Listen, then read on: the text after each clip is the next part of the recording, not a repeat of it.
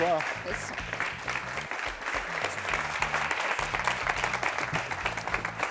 On va s'asseoir, voilà. Comment vas-tu? Je vais bien. Alors, dis à tout le monde, comment tu as fait pour te retrouver sur ce plateau d'Expression Jeune?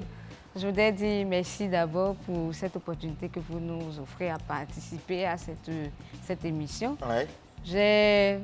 Je suis l'émission Expression Jeune sur l'antenne et sur les réseaux sociaux. Et là, donc, j'ai voulu montrer aux parents l'utilité ou l'importance du recyclage. Et je vous ai contacté via Facebook. D'accord. Amis jeunes, applaudissez-la. Voilà. Et ce que je ne vous dis pas, c'est que sa rubrique préférée, c'est Modèle pour jeunes. Alors, avant que nous parlions de colonies de vacances, Oui. de centres aérés, est-ce que toi-même, tu y as participé au moins une fois de ta vie? Si. Tu es encore plus jeune. Oui, j'étais encore plus jeune. Dans ma communauté, on organise chaque année des colonies de vacances. Et là-bas, je suis monitrice. D'accord. Donc, nous arrivons à encadrer ces enfants-là. Donc, je peux dire que je participe à chaque fois. Ah, tiens, c'est que tu connais déjà l'environnement. Comment ça se passe? Je connais. Alors, tu es étudiante en master de géographie, certifiée en marketing et entrepreneuriat, bénévole, surtout militante engagée pour la cause féminine. Pourquoi? Bon, je crois qu'il y a plusieurs années, le gouvernement ou l'État ivoirien travaille sur la valorisation de la femme et lutte contre la violence faite aux femmes. Et là, j'ai décidé d'adhérer à ce groupe de jeunes pour valoriser la jeune femme et surtout aussi la jeune fille ivoirienne. Et travailler aussi pour lutter contre les violences, y compris au niveau des femmes et des jeunes, les inégalités, comme on le dit. Les inégalités de genre et aussi lutter contre la violence dans les écoles parce que là où je suis, nous travaillons aussi au niveau des écoles aussi. Voilà. Donc, c'est pourquoi j'ai accepté vraiment ce poste-là parce que ça me tient à cœur. Je suis étudiante aussi, donc nous travaillons pour la cohésion sociale au niveau de l'université de Copenhague. Alors, amis jeunes, je sens, comme vous aussi sentez avec moi, que nous regardions ensemble la biographie animée de notre invité du jour, hein, Edith Kwasi. Magnéto, et on revient. Edith Kwasi, étudiante en master de géographie, certifiée en marketing digital et entrepreneuriat, est une militante associative ivoirienne et bénévole du centre ESD, Éducation pour une société durable, et sur le projet de l'encadrement des orphelins à Havana Lifestyle Africa SARL. Elle a été formée par la CGECI, le patronat ivoirien, sur le projet Germe de Prodige, projet d'incubation des jeunes entrepreneurs. Aussi, est-elle engagée et impliquée dans la société civile sur les thématiques de citoyenneté active, la valorisation et l'autonomisation de la femme, l'encadrement et la socialisation des orphelins et des jeunes. Edith Kwasi est responsable dans plusieurs organisations et collabore avec diverses autres organisations nationales et internationales pour promouvoir la femme rurale et la jeune fille vulnérable. Elle est directrice d'une start-up, Okedi Perles Rares, spécialisée dans le recyclage de bouteilles et le tissage de perles pour une décoration intérieure. Pour la décoration intérieure, responsable nationale aux affaires sociales de l'Association chrétienne des élèves et étudiants protestants de Côte d'Ivoire, organisation de formation et d'action de promotion des jeunes intellectuels d'aujourd'hui et qui fait d'eux des leaders de demain pour l'Église et la nation. Edith Kwasi est par ailleurs facilitatrice de la formation et l'encadrement des enfants. Amis jeunes, Edith Kwasi est dans Expression Jeune ce jour, en studio et sur le plateau de ton émission. Merci de la recevoir.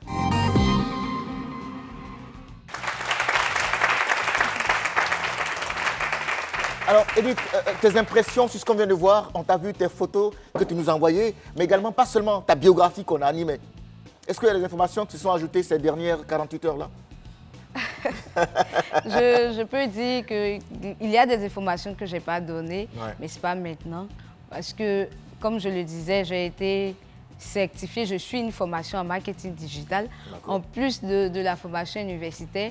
Et là, j'ai postulé pour des cours au Maroc. Un griffe, je n'ai pas fait. je n'ai pas fait les études. Tu vas l'enseigner au Maroc? Non, pour me perfectionner dans ce domaine. J'ai pas été diplômée dans ce domaine-là, mais j'ai été retenue parce que mon dossier était vraiment attrayant. Donc, je crois que c'est un point que je dois souligner aussi sur ce plateau, même si je n'ai pas donné ça dans la biographie. Alors, chers amis, mesdames et messieurs, amis jeunes, je vous laisse avec notre invité du jour. Le principe n'a pas changé. Une invitée est là sur le plateau, modèle de jeune, modèle tour jeune, mais elle reprend vos questions que vous allez lui poser. Tonton Zoumana, le micro. Je voudrais demander à notre invité, Edith, qu'est-ce qui a inspiré Edith véritablement à pouvoir s'engager dans ce qu'elle sait faire le mieux, le recyclage et puis surtout l'engagement au niveau féminin. Le désir ou l'amour de cette activité est venu depuis 2015, lorsqu'on avait des congés, parce que le programme universitaire nous donne parfois assez de temps de s'épanouir, de se distraire ou de se relaxer. Et là, moi, j'utilisais ce temps-là pour travailler un peu au niveau de la cité. Donc, comme notre étude portait sur l'environnement, comment assainir son cadre de vie, surtout la santé des populations. Et j'ai compris, j'ai commencé à mener des enquêtes. En Côte d'Ivoire, on arrive à consommer.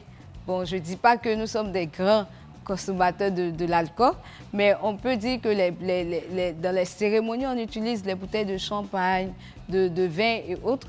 Et là, je disais, mais la recherche que j'ai faite, c'est que les bouteilles prennent des siècles avant de périr.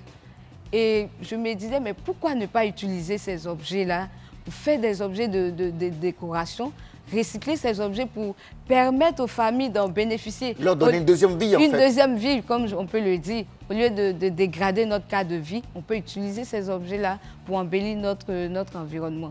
Et là, c'est de là qu'est partie l'idée suite aux enquêtes que nous faisions à l'école, c'est là qu'est partie l'idée de travailler sur le recyclage des bouteilles en verre. Il a parlé également de l'engagement, de l'engagement vis-à-vis de la cause des dames, des femmes. Oui, de l'engagement sur la cause des dames. Tu penses qu'elles sont marginalisées, elles sont régulièrement maltraitées, on va dire ça comme ça? Non, je ne dis pas que les dames sont marginalisées ou maltraitées, mais ce que je peux dire, c'est que nous n'avons pas la volonté de nous exprimer. Le désir de nous exprimer. Les dames sont cachées, elles ont des talents, mais elles n'arrivent pas à exprimer. Elles attendent toujours que quelqu'un soit devant ou un homme soit devant pour dire « fais ci, fais ça ». Mais nous travaillons dans ce domaine pour dire aux femmes que vous avez le droit de parler, vous avez le droit de vous exprimer, vous avez la capacité, le talent qui est en vous. C'est le moment de vous exprimer, de valoriser cela pour que les hommes ou la population sache que nous, les dames, nous avons ce pouvoir. Voilà, nous avons notre mot à dire. Vous êtes dans la cour des grands aussi. D'accord. Ok, très bien. Oui, passez le micro. J'aimerais savoir, parce que vous êtes un modèle pour cette génération, voilà, quels sont vos secrets pour cette jeunesse? Je vais dire, mon secret, c'est le courage. C'est tout. C'est le courage. C'est le courage. Ouais. Mademoiselle, oui, dernière question. Ma question est de savoir s'il y a eu d'abord un coach qui l'a aidé dans ce sens.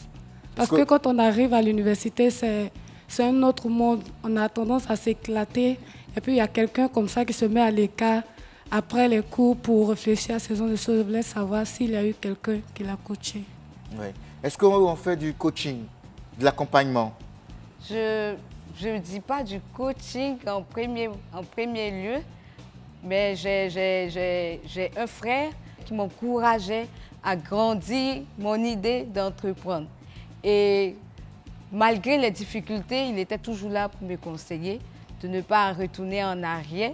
Regardez comment les jeunes de ce pays arrivent à se livrer au plaisir de ce monde en gagnant leur vie, mais de se battre et de gagner son pain. C'est en cela que chacun sera récompensé. Je peux dire en deuxième lieu pour le coaching, c'est la CEGCI. Voilà. J'ai été coachée pendant 1 an par la CEGCI. Donc, je crois que c'est tout ce porteur. Que je peux dire. D'accord. Alors, avant de finir, tu es dans l'encadrement et la socialisation des orphelins, des jeunes. Pourquoi?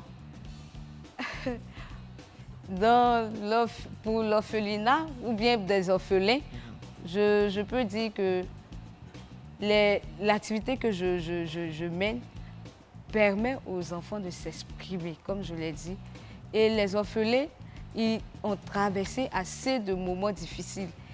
Ils n'arrivent pas à exprimer ce qu'ils ressentent. C'est ça. Et au travers de ces activités, on permet à l'enfant d'exprimer ce qu'il ressent sur l'activité. Quand on donne un travail à un enfant de faire, par rapport au rendu, on sait quel est le sentiment que l'enfant ressent, quel est le sentiment qui l'anime. Par exemple, on prend le cas des dessins. Tu demandes à un enfant de reproduire telle image, il va reproduire en fonction de ce qu'il ressent. C'est ça. Donc, ce que nous faisons, c'est un travail minutieux, un travail qui a besoin de concentration, qui a besoin bon, on ne dit pas de sagesse, mais d'un enfant qui est sage. Et lorsque l'enfant fait le rendu, nous arrivons à comprendre quelle est la situation que l'enfant a traversée jusqu'à cette époque-là. Des distinctions, des trophées, est-ce que tu en as eu? Oui, on peut le dire, parce que lorsque nous devons postuler pour ce projet prodige que la CGCI a lancé, nous étions plus de 2000. Et dans mon domaine d'activité au niveau industriel, j'ai été la seule fille parmi 4 garçons qui ont été retenus. Donc, je crois que c'est... C'est intéressant. Centre aéré, colonie de vacances, centre de vacances. Quel intérêt pour le jeune Ivoirien défendu par M. Kobena Pokou, je rappelle qu'il est sous-directeur de l'autonomisation des jeunes au ministère de la promotion de la jeunesse, de l'emploi des jeunes et services civiques. Notre modèle pour jeunes aujourd'hui, c'était elle, notre passionnée d'art, mademoiselle Edith Kwasi, que je vous demande d'applaudir encore une fois. Sa start-up se spécialise dans le recyclage de bouteilles et le tissage de pelles pour la décoration intérieure. En tout cas, merci à tous. Merci à M. Kobena Pokou, merci à Edith. Amis jeunes, retrouvons-nous jeudi prochain, ici, sur RTI 2 et sur Fréquence 2. Au revoir.